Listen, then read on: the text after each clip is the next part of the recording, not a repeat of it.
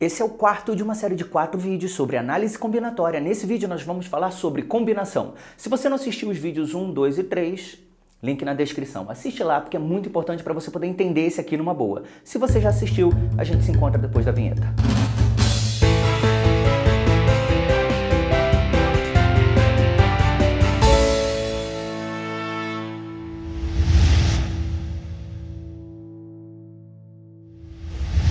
Muito bem-vindo, muito bem-vinda ao canal Defina. Eu sou o João Ricardo Oliveira e nesse vídeo nós vamos falar de outro apelido que o princípio fundamental da contagem pode receber dependendo das circunstâncias. Eu estou falando de combinação. Então eu já peço para você deixar seu like aí, se inscrever no canal caso ainda não tenha feito isso e, mais importante, clicar no sininho que é para não perder sempre que sair vídeo novo. E outra coisa, reservei 2 surpresinhas no final do vídeo, portanto é importante que você assista até o final. Da mesma forma que eu fiz nos vídeos de permutação e de arranjo, eu vou começar dando 3 exemplos para você, exemplos parecidos com os exemplos de permutação e arranjo, para que você possa comparar as situações e saber identificar quando é que você está diante de permutação, arranjo ou combinação.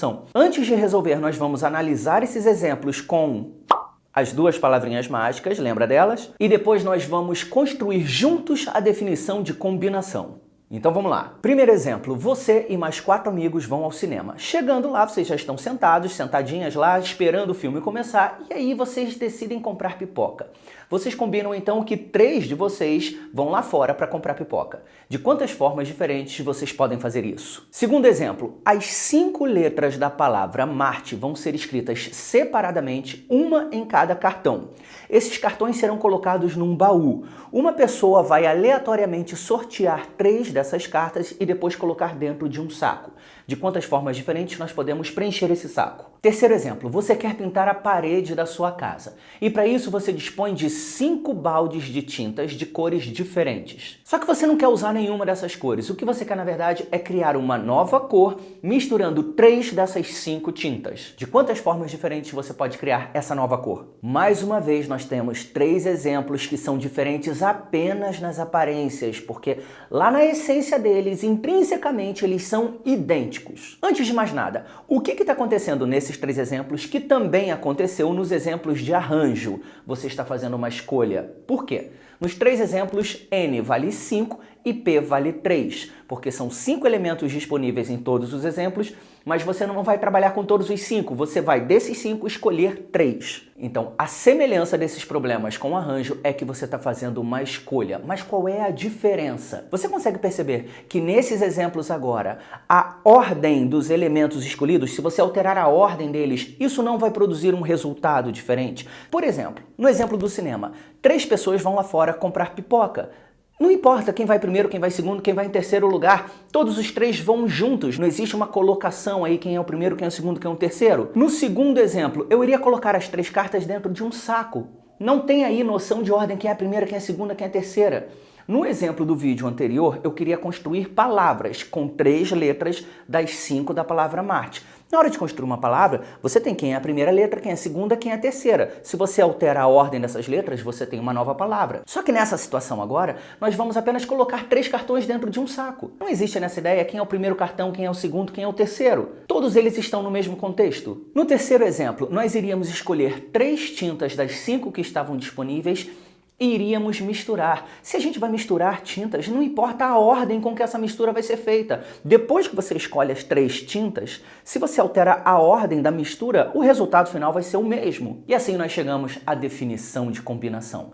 É todo o problema da análise combinatória, onde nós fazemos uma escolha, mas a ordem não importa. Em outras palavras, trocar a ordem dos elementos que você escolheu não vai produzir um resultado diferente. Se os 3 problemas são idênticos, a representação deles e o cálculo deles também vão ser idênticos. Vamos lá, primeiro, representação. Com C de combinação, o valor de N, vírgula, o valor de P. Sendo que em alguns casos o N pode ser escrito embaixo e o P pode ser escrito em cima. E agora, como calcular? Presta muita atenção. Em qualquer um dos casos, nós queremos escolher 3 elementos. Se nós queremos escolher 3 elementos, 3 traços. Quantas opções para o primeiro? Tem 5 ao todo. Quantas opções para o segundo? Já escolhi 1, não pode ser escolhido de novo, portanto, 4 opções. Quantas opções para o terceiro? Já escolhi 2, tenho 2 opções a menos, portanto, 3. Repara aonde nós chegamos.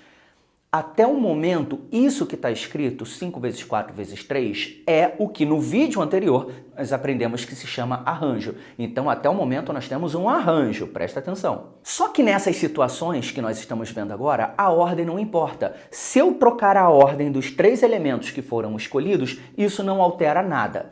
Lá no primeiro vídeo, eu ensinei a você como é que a gente desconsidera coisas na análise combinatória, dividindo. Portanto, agora nós vamos dividir. E no segundo vídeo, eu ensinei para você como é que a gente altera a ordem de n elementos, que é n fatorial, é o que a gente chama de permutação. Portanto, nós vamos dividir por 3 fatorial. 3 fatorial é 3 vezes 2 vezes 1, nós vamos simplificar 3 com 3, o 2 com 4, 5 vezes 2, 10. Então, recapitulando, nós vamos fazer um arranjo e como a ordem não importa, nós vamos desconsiderar, a gente desconsidera dividindo, a maneira de trocar a ordem dos elementos escolhidos. Trocar a ordem é permutar, então a gente vai dividir pela permutação dos elementos escolhidos. Ou seja, toda combinação é um arranjo dividido por uma permutação. Será que agora ficou claro para você, caso você tenha assistido todos os vídeos e na ordem certa?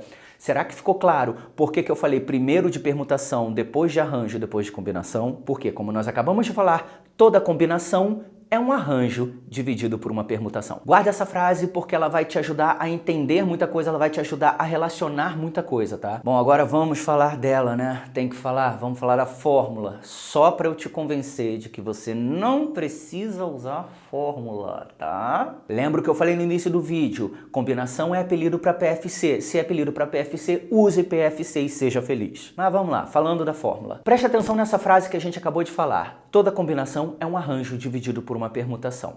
A fórmula do arranjo eu demonstrei para você no vídeo anterior.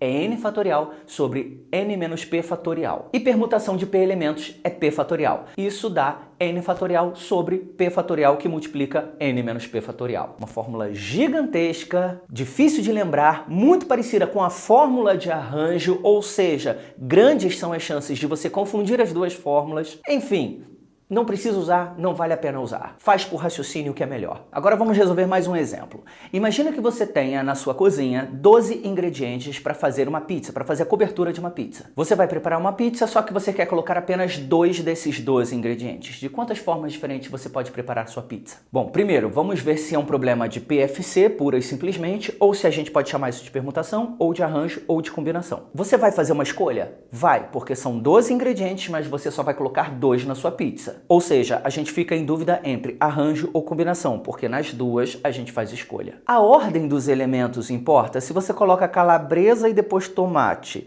ou se você coloca tomate e depois calabresa, isso vai dar uma pizza diferente? É óbvio que não. Então, a ordem dos ingredientes em cima da pizza não vai alterar, vai ser a mesma pizza. Se você faz uma escolha e a ordem não importa, nós estamos diante de um problema de combinação. Representação. Combinação 12, 2 a 2. Como fazer sem fórmula? Se eu quero 2 ingredientes, 2 traços. Quantas opções para o primeiro? 12. Para o segundo, uma menos, 11. Como a ordem não importa, eu tenho que desconsiderar as ordenações dos 2 elementos escolhidos. Eu desconsidero dividindo e eu ordeno com fatorial. Então, dividido por 2 fatorial. 2 fatorial é igual a 2 mesmo, simplificando com 12, isso dá 66. Ou seja, nós poderíamos fazer 66 escolhas de 2 ingredientes, tendo 12 disponíveis para preparar a nossa pizza. Outro exemplo muito parecido com esse, mas presta atenção porque eu quero chegar a um certo objetivo. Calma. Na sua cozinha tem 12 ingredientes, você quer preparar uma pizza, agora uma pizza bombada, e você quer colocar 10 ingredientes nela. De quantas formas diferentes você pode preparar a sua pizza? Mais uma vez, é um problema de escolha, onde a ordem não importa, então combinação 12, 10 a 10. E aí você pensa assim, eita, esse vai dar trabalho. The next day.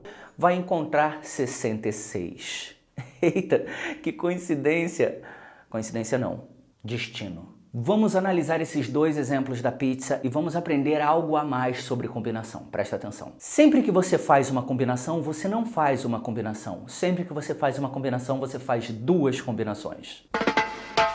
Sim, presta atenção. No primeiro exemplo, quando você escolhe os 2 ingredientes que você quer usar, Concorda comigo que automaticamente você escolheu os 10 ingredientes que você não vai usar? No segundo exemplo, quando você escolheu os 10 ingredientes que você vai usar, concorda comigo que automaticamente você escolheu os 2 ingredientes que você não vai usar? É isso que eu quero dizer, que quando você faz uma combinação, na verdade você está fazendo 2 combinações ao mesmo tempo sem perceber. Você está escolhendo os elementos que você quer, ao mesmo tempo você está escolhendo os elementos que você não quer. Essas 2 combinações se chamam combinações complementares, e combinações complementares sempre vão ser iguais, como foi nesse caso.